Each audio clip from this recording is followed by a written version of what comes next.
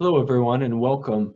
This video will cover the Searchers, the History of Archaeology, Chapter 1 in Renfro and Bond, the Archaeology Essentials.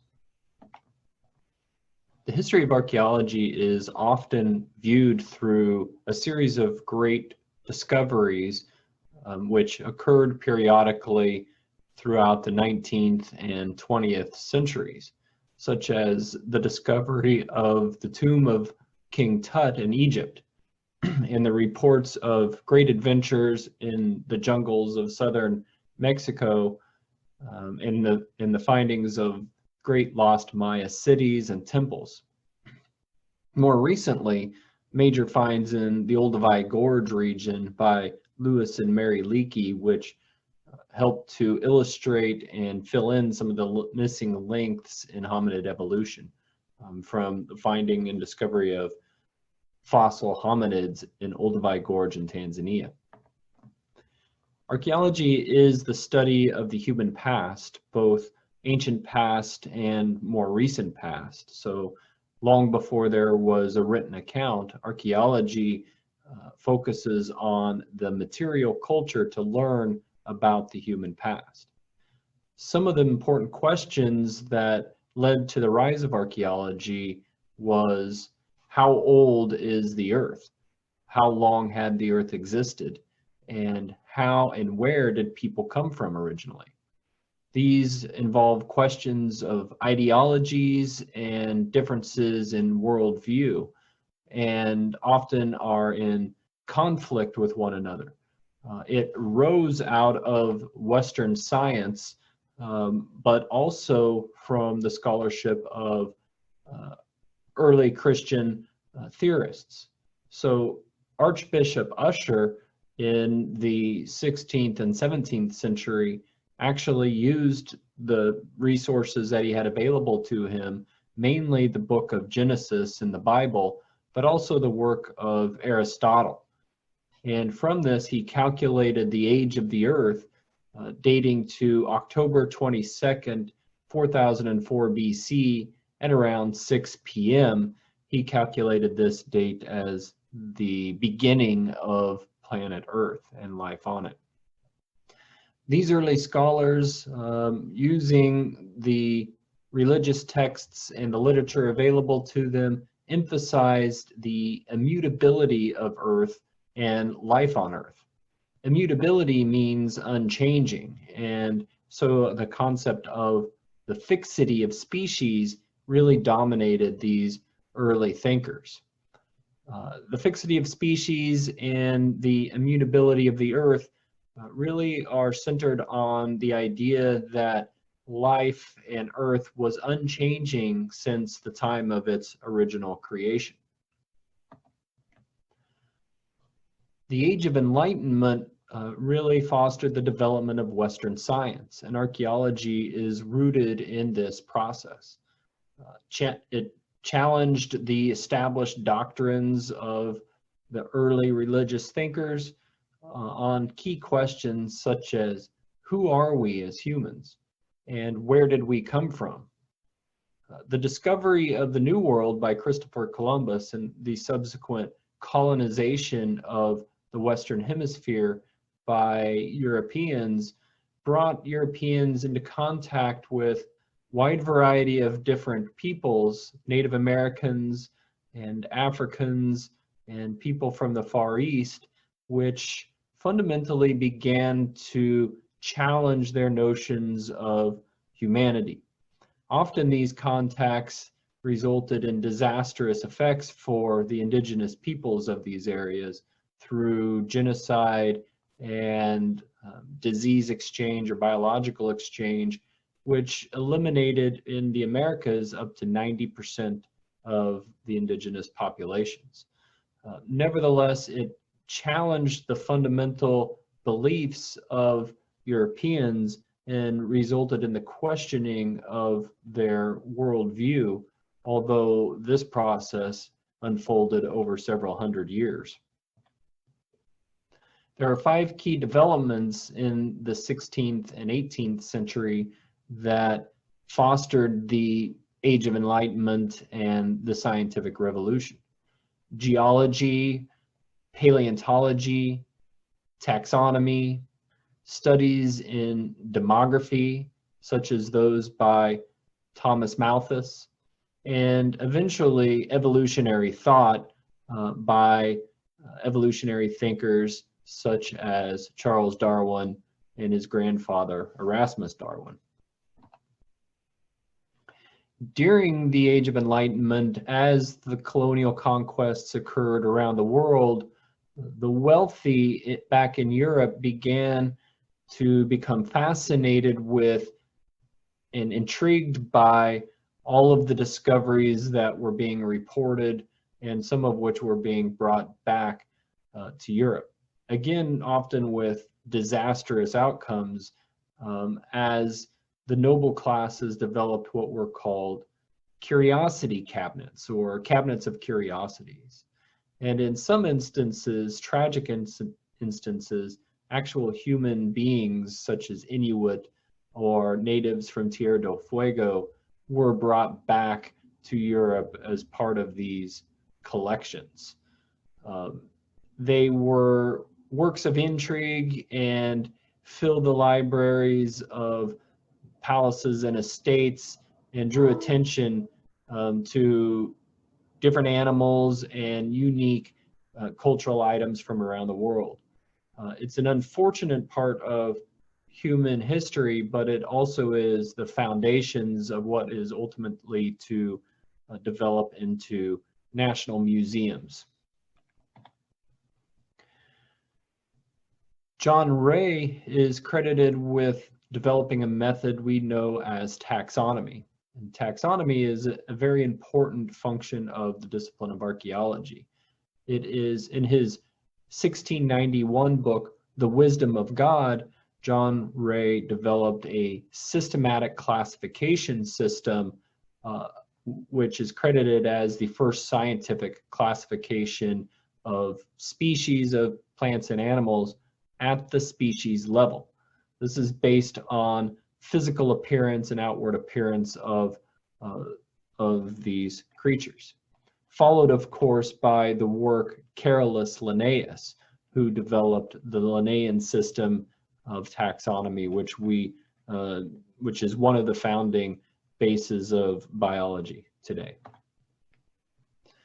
During the Age of Enlightenment, people in Europe in particular became interested in the human past and began these curiosity cabinets and collections, but some of them took a more studied approach to learning about what was right before them, scattered across the landscape in Europe. And we call these people antiquarians.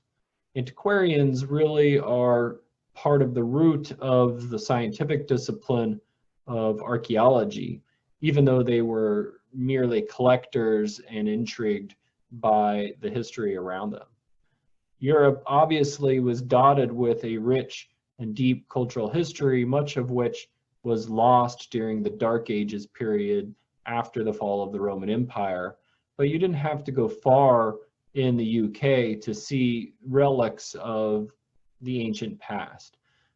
William Stukeley became interested in the Stonehenge and the archaeology around Avebury in the UK, right in his backyard, and did some early mapping and investigated the ancient monuments in an attempt to figure out who created the Stonehenge and why. The Italian tomb raider Giovanni Belzoni in the 18th century and early 19th century was a very popular travel writer. And his books are, in terms of publishing, quite interesting. They were some of the first printed texts with color plates in them. And so today, first edition Giovanni Belzoni could sell for tens of thousands of dollars as a rare book item. But he was a tomb raider and is one of the basis for the popular character Indiana Jones, although the time period for Indiana Jones would have been in the 1930s, 100 years or more after Belzoni had died.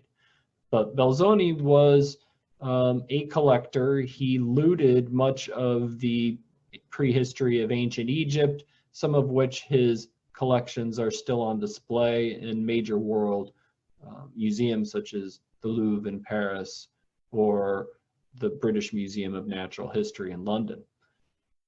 He was not very subtle about his exploits, leaving his name etched into the great tombs of the pharaohs of Egypt, as you can see here, where he graffitied the walls of one of these burial chambers. Other antiquarians began to take a more systematic approach to their conquests.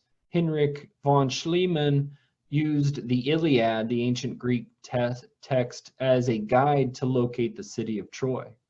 Until Schliemann, the Iliad was viewed more as a fictional account of, and not so much a literal account of Greek history, but Schliemann became convinced that the stories written in the Iliad could be used as a map to find the actual locations and thereby prove these ancient classics correct. He's credited with discovery of the gold burial masks at the tombs of Mycenae, which he believed to belong to the great king Agamemnon, but ultimately turned out to be earlier manifestations of that. He's also credited with the discovery of the city of Troy on the coast of Turkey, which he did, and he excavated. However, he had blown through the actual layers related to the Peloponnese Wars and thought that the layers further back or deeper in time represented those battles. So while he attempted at systematic excavation, he actually had dug through the layers he was trying to find and died without really knowing the true stratigraphy of the site that he worked at. Other advances in the science of geology are important for archaeology, in particular the interpretation of fossils and the fossil record. Two important characters served as the founding fathers of the science of modern geology. James Hutton, who wrote The Theory of Earth in 1788, stated that in the formation of planet Earth, there was no vestige of a beginning and no prospect of an end. And this formed the foundation of modern geology. Charles Lyell wrote Principles of Geology in 1833, which he outlined and expanded on Hutton's work, Uniformitarianism. And Lyell literally picked up from where James Hutton had left off, having been born in 1797, the same year that Hutton had died. These principles were important for geology simply by saying that the processes that form the Earth's crust, such as volcanism or water erosion, are ongoing processes that are continuously impacting the surface of the Earth by building up continents and tearing them down in what is a uniform and systematic process. This obviously challenged the earlier notion of the immutability of the Earth, and at a later time, a few decades later, would begin to put cracks in that founding principle of the fixity of species, that the Earth is actually changing, and the geology as well as the biology is in a sensual state of change and reformation. William Stratus Smith came up with the important law of superposition, or the concept of stratigraphy. And as a result, we refer to William as Strata Smith, having formed the concept of stratigraphic layers. And this is a key foundation of archaeology as a discipline. He recognized through a process we know as seriation that the fossil record of the United Kingdom varied through time, and that the principle of faunal succession was at play in the formation of stratigraphy. He created the first accurate geological map of England and correlated vertically and horizontally the rock layers across the island. Essentially, he said that the animal fossils lower in the stratigraphic profile were older than those that were laid down above them. And so if no disturbance, post-depositional disturbances affected the stratigraphy, the layers that were higher in the profile would be considered younger than those that were laid down before. And this helped to interpret the dinosaur fossils that were being collected in the curiosity cabinets, as well as Ice Age megafauna such as woolly mammoth, which people had been finding and wondering about long before. It was difficult to explain dinosaurs and Ice Age fauna through the notion of the fixity of species. During the speculative phase of archaeology over in the West, in the Americas, we see the first scientific excavations, which are credited to Thomas Jefferson, our third US president. So the first scientific archaeological excavations took place in Virginia on or near Thomas Jefferson's family estate in 1784, when he began to excavate systematically the large burial mounds that were on those properties. These were obviously not natural phenomenon. They were known to have been created by people, but it was unsure at the time who created these.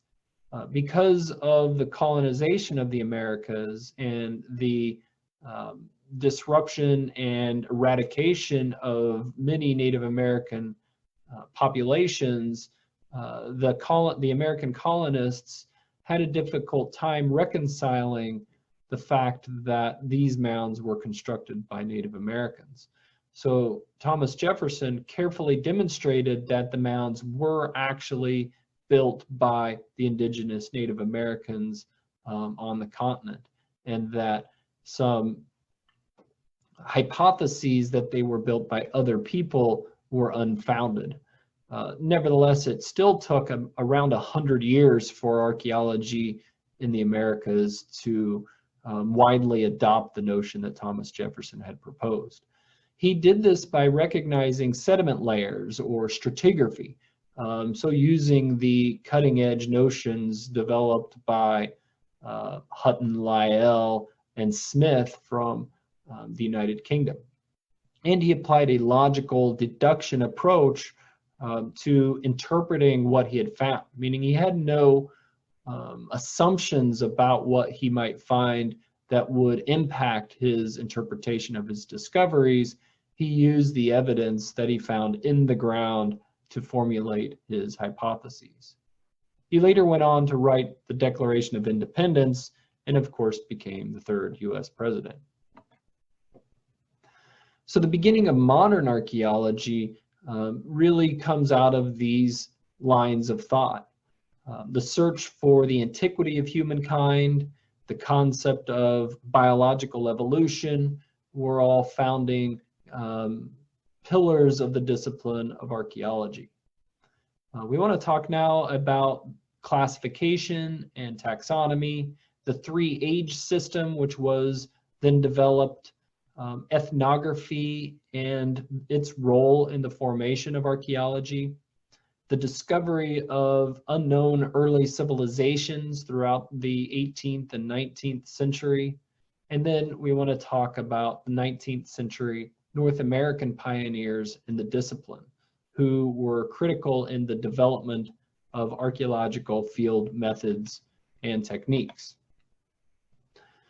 So the antiquity of humankind and the concept of evolution obviously was influenced by Charles Darwin in the 19th century.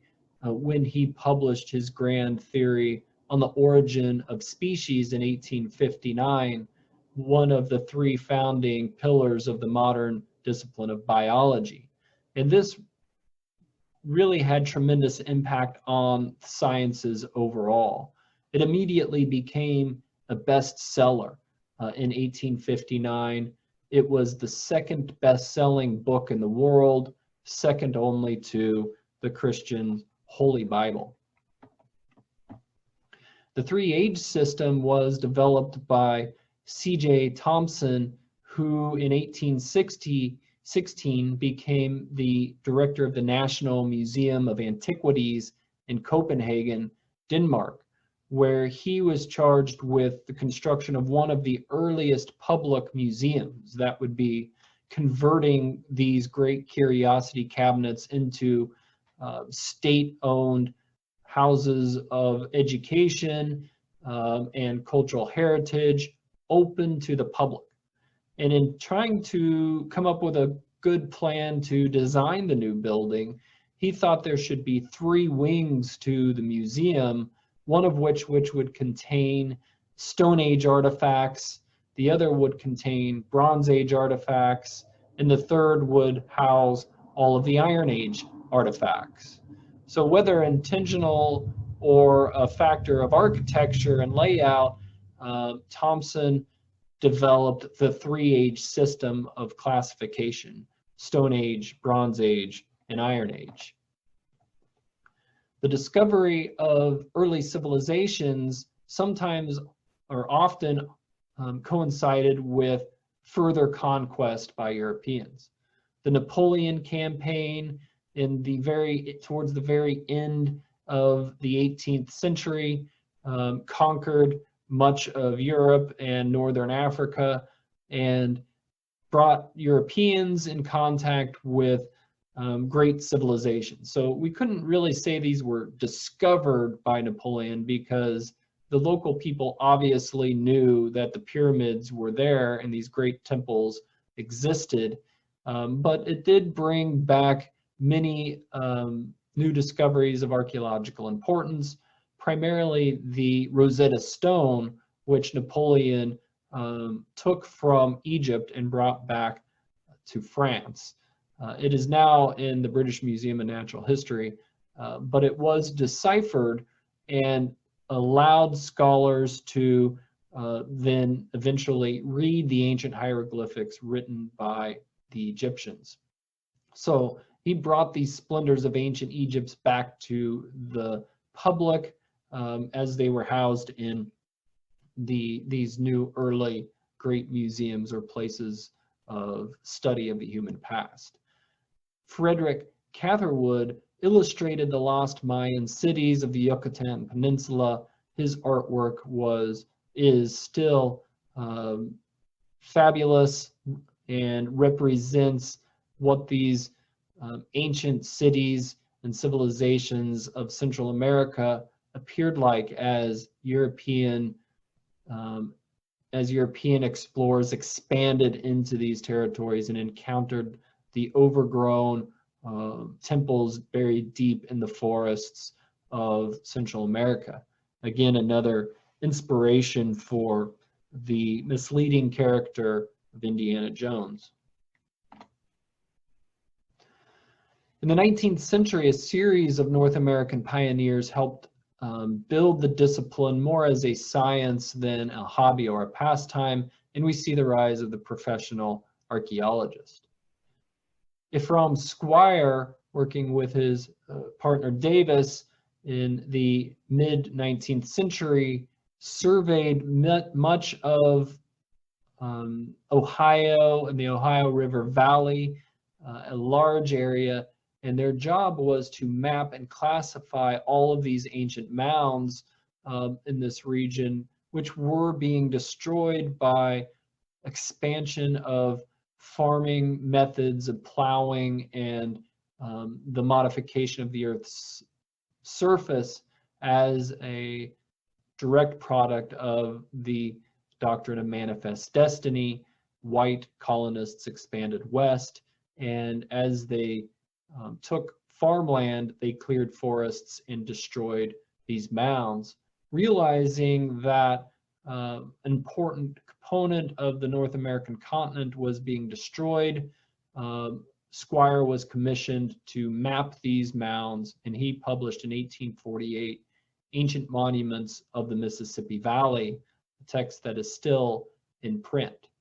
So even though he did not believe that the mounds were created by American Indians, even though it was decades since Thomas Jefferson's work on the mounds, Squire still did not believe that American Indians were capable of creating these works. And thereby he propagated this myth of the mound builders, which was an unfounded hypothesis that someone else must have conducted and constructed these mounds. One of the most famous mounds in Ohio is the Serpent Effigy Mound, which you see pictured here on the right from the air, and from Squire's map of that mound on the left. So Squire's work is important because he made very technical and detailed and exacting illustrations of these mounds, many of which were then destroyed. Ethnography has always played an important part of archaeology, and it's important to note that archaeology is anthropology. It is a subfield of anthropology, or it is nothing at all. And in the Americas, that is how it is practiced as part of the holistic approach.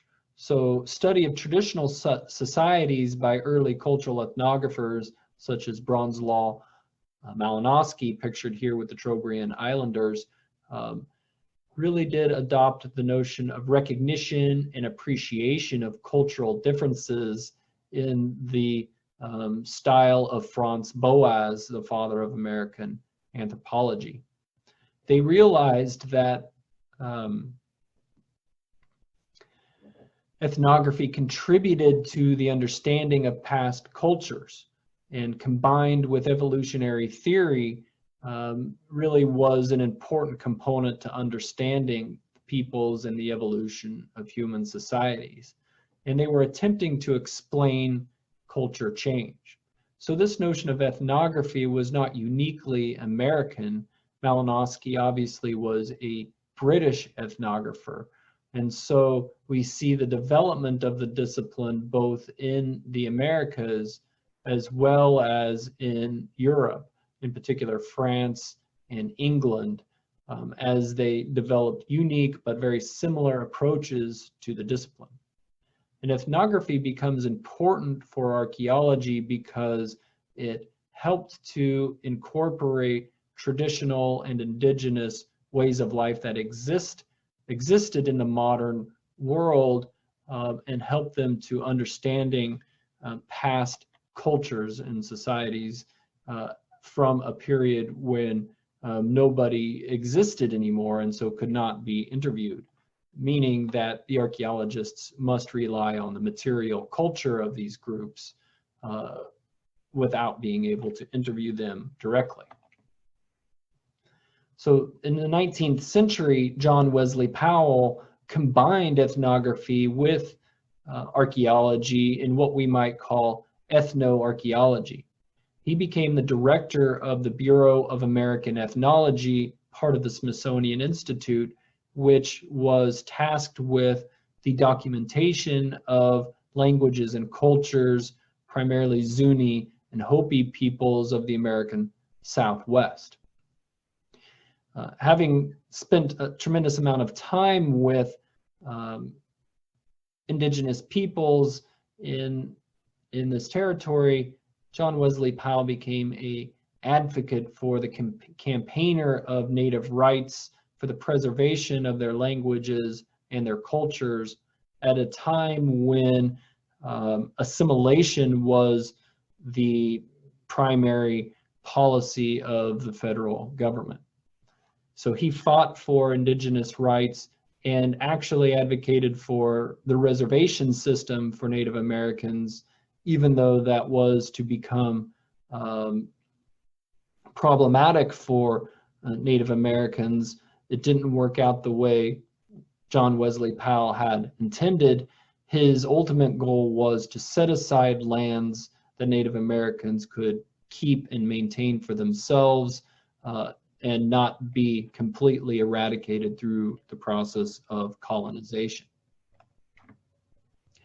In New York State, an attorney, Lewis Henry Morgan, from Rochester, New York, founded the League of the Iroquois and published a text in 1851. So he, not trained as a formal anthropologist, he was a wealthy lawyer who became interested in, intrigued by the local Iroquois groups, and founded a secret society which he called the League of the Iroquois, where he and his other noble elite cronies would dress up and act as if they were Iroquois Indians, and realizing that they really didn't have a good handle on the customs and ceremonies of the Iroquois, he began to visit the local Iroquois groups around him in upstate New York and talk with them about their customs and traditions, and he became a impromptu ethnographer, and ultimately published a series of texts, a long series of texts, which became founding documents of the discipline of anthropology and ethnography. He wrote The Laws of Descent of the Iroquois in 1856, where he documented their kinship and cultural kin patterns of familial descent and recognition. He wrote in 1877 The Ancient Society. While these texts are now recognized as being somewhat rooted in a hierarchical evolutionary paradigm, they were major contributions at the time and even influenced the thinking of Karl Marx, whose publications on the capitalist system were hallmarks of social evolutionary ways of thinking. The method of seriation was in development, but really put into practice by Alfred Kroeber, who was a founding member of the anthropology department at the University of California, Berkeley. Kroeber worked with Native Americans to inform his practice and his theory. He utilized ethnoarchaeological study as pioneered by John Wesley Powell. He studied the Zuni people as well. He worked with a series of informants, one of which is the famous Ishi, the last survivor of the Yahi people, who tragically ended up dying at the University of California, Berkeley. And Ishi's life and death impacted Alfred Kroeber tremendously as he worked in anthropology and sympathized with the plight of the vanishing Native American cultures and peoples. He developed seriation as a method as he tried to trace the ethnographic accounts of the Zuni people back in time to go from the known accounts of interviews with living people and extend that further back in time through the excavation of archaeological sites in their area, a practice we would call ethnoarchaeology. Artifact similarities, he thought, represented cultural similarities, and you could connect changes in material culture through time with changes in actual ideology and worldview through time. Culture and artifacts obviously changed through time, and he thought this represented the evolution of culture. And we would call his work a key foundation of the cultural historic approach. I want to introduce you to John Wesley Gilbert, who in the mid-19th to mid-20th century was the first, credited with being the first Black archaeologist. He was born to slaves in Georgia and trained in public school in Atlanta, probably one of the first Black children allowed to go to public school, and he was trained at the Atlanta Baptist Seminary of Georgia. He took some classes in the region post post-public school years, and then ultimately transferred to Brown University in Providence, Rhode Island, where he was among the first 40 African Americans to graduate from a U.S. college. He then received a fellowship to travel to Athens, Greece, where he joined the American School of Classical Studies in Athens. He worked there for many years and produced the first map of the ancient Eretria site in Greece. He was the first African American to earn an advanced degree, and this came from Brown University, where they awarded him a master's degree based on his work in Greece. He returned to Georgia, where he became a professor at Payne College. He taught Greek, French, German, Latin, and the Hebrew languages, and ultimately became the president for a brief time of Miles College in Georgia. He provided important contributions to the discipline of classical archaeology and helped broaden the spectrum of the discipline of archaeology itself. So great accomplishments during a difficult period for John Wesley Gilbert. In the 20th century, Gordon Childe continued with Kroeber's work, influenced Kroeber's work, and developed the cultural historic approach. He used taxonomy and seriation to answer questions about the past, such as what period did specific artifact types belong to? What other artifacts are associated with those types? And this work helped define the key concept of artifact assemblages. There were also a series of great women pioneers in archaeology, such as Dorothy Jared, who in the early 20th century became the first woman professor at Cambridge University.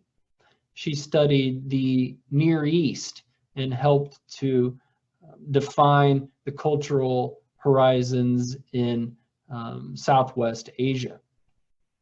Anna O'Shepard was a specialist in ceramics who worked in Mesoamerica and made key breakthroughs in her work of pottery styles. Anna O'Shepard's work is foundational to ceramic analyses of today. Kathleen Kenyon worked at the site of Jericho and also in the Near East or Southwest Asia, helped develop the key classifications of pre-pottery Neolithic A and pre-pottery Neolithic B, among many other works that Kathleen Kenyon contributed to. And Mary Leakey transformed the discipline of paleoanthropology through her key discoveries of fossil hominids in sub-Saharan Africa and really helped to form the foundation of our understanding of hominid evolution through her life's work in Olduvai Gorge. In the mid-20th century, the ecological approach began to emerge through the work of Julian Stewart and Leslie White, who picked up on V. Gordon Childe's work and brought it forward. Julian Stewart was a student of Alfred Kroeber at UC Berkeley. He developed cultural ecology and applied a cultural evolutionary approach to studying culture change. He emphasized an environmental adaptation, saying that culture was a specific adaptation to a specific environment. He was a founding member of the anthropology department at the University of Michigan, today one of the largest programs in the country. He was followed there by Leslie White, who also recognized the importance of technology or material culture and the environment. Culture was an adaptation to the environment, but it was through technology that culture changed most fundamentally. He studied material culture and was key in developing the neo-evolutionary approach to culture change. He helped form the Michigan School of Anthropology, which was in contrast to the Boasian school developed out of Columbia University. Leslie White and Julian Stewart did not necessarily get along, even though their work was so similar. Elman Service helped reconcile the paradigms that both were operating under and shift the evolutionary approach to anthropology. In his book, The Origins of the State and Civilization, Edmund Service categorized human society based on their technology and adaptations to their environments into 4 major categories: the band, the tribe, the chiefdom, and the state.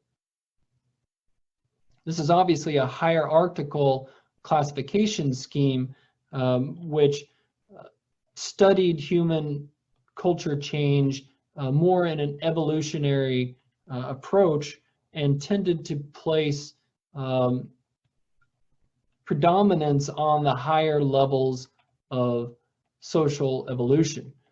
The approach becomes problematic when taken into account with the Boasian historical particularism, which would suggest that each culture should only be assessed based on its unique history and environment. So through the 20th century, there were key developments that we've talked about. In regional chronologies around the world, we had advances in molecular and biological sciences that came about, like DNA analysis.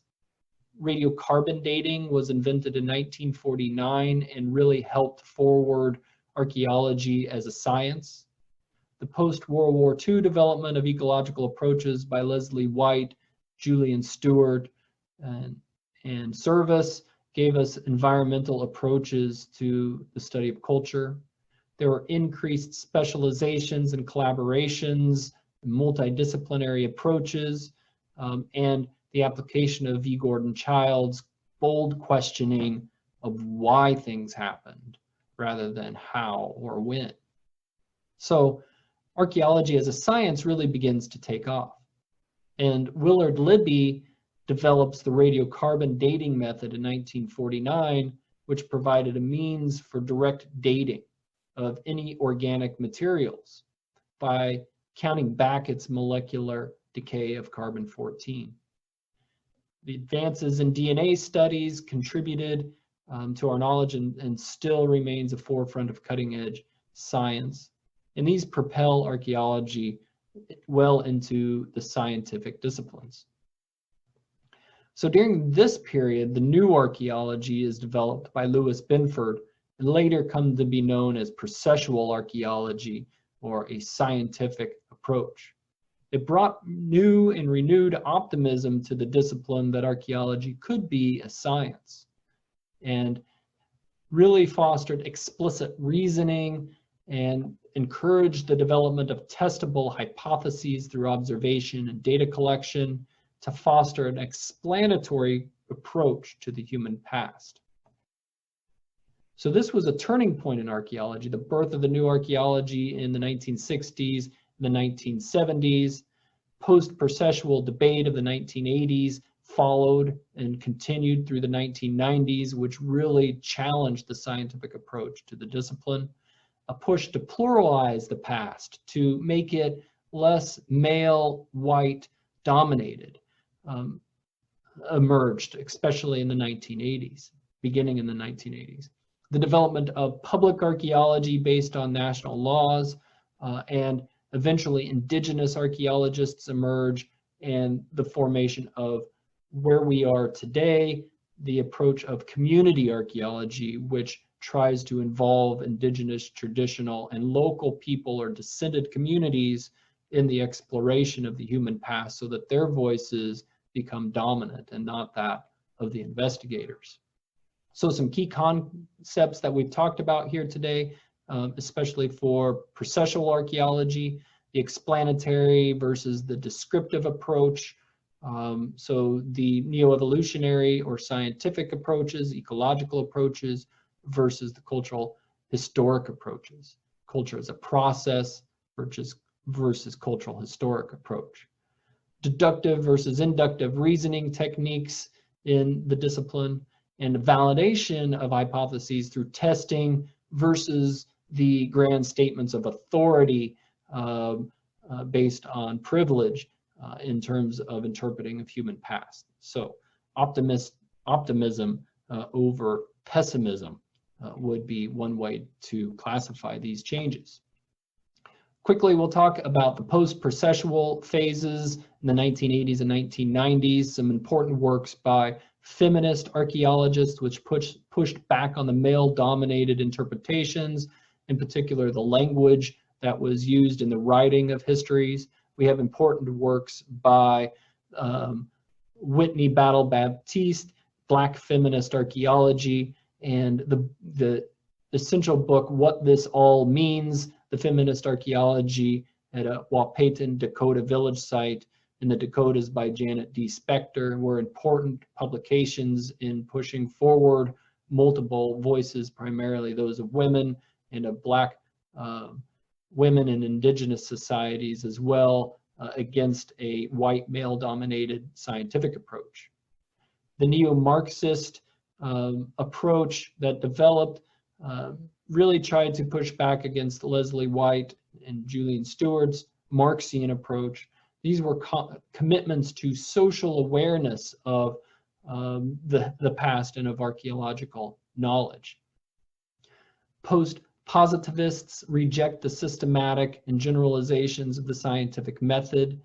They welcome the expansion of multiple voices and multiple ways of knowing into the discipline. Phenomenological approaches stressed personal experience over data-driven computer simulations and the like.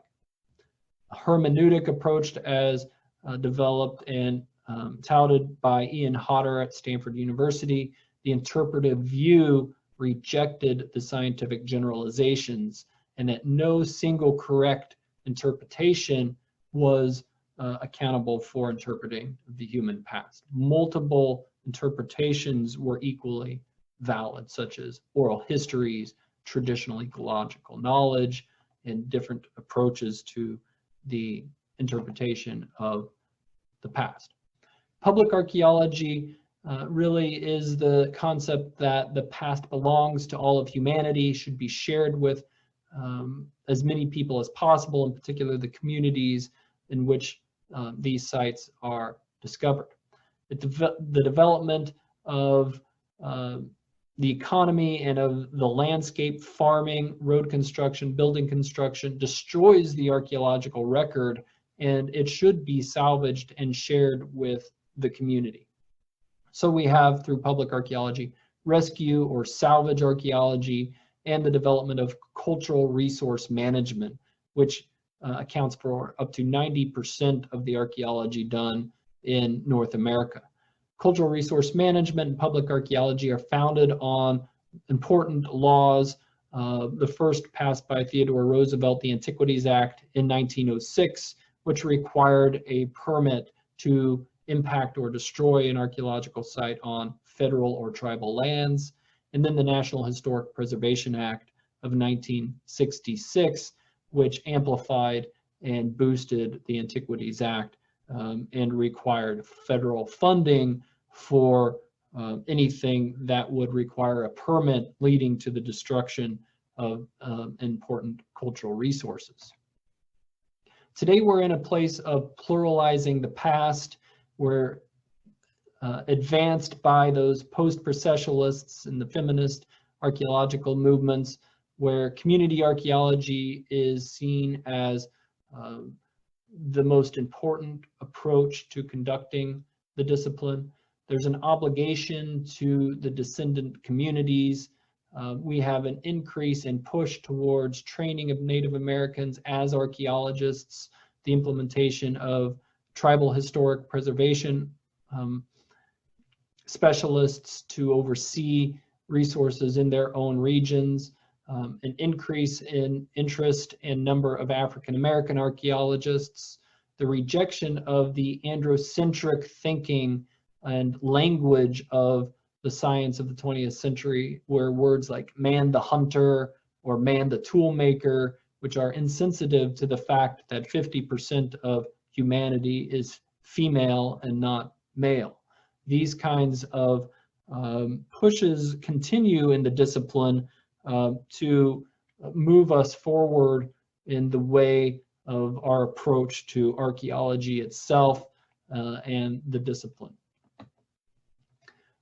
I'll end with a note about Sven Håkansson, the famous indigenous archaeologist from the Aleutian Islands, who went on to run the Alutiiq Museum in Kodiak, and now is at the Burke Museum in Seattle, winner of the MacArthur Genius Award, and his desire to manage and interpret the archaeology of his own ancestral lands. This is expanding this post-colonial era that we're in, and to decolonize the human past and the study of the human past, so that it is no longer a Western European scientific endeavor, but instead is embraced by humanity as a whole and shared with as many people as are possible, and incorporates as many different voices as we can through this process of community archaeology, of sharing and working with descended communities of the areas in which archaeologists choose to do their work. So I thank you all. There's a lot of images here. I want to give credit to all of these images, and I thank you for your attention.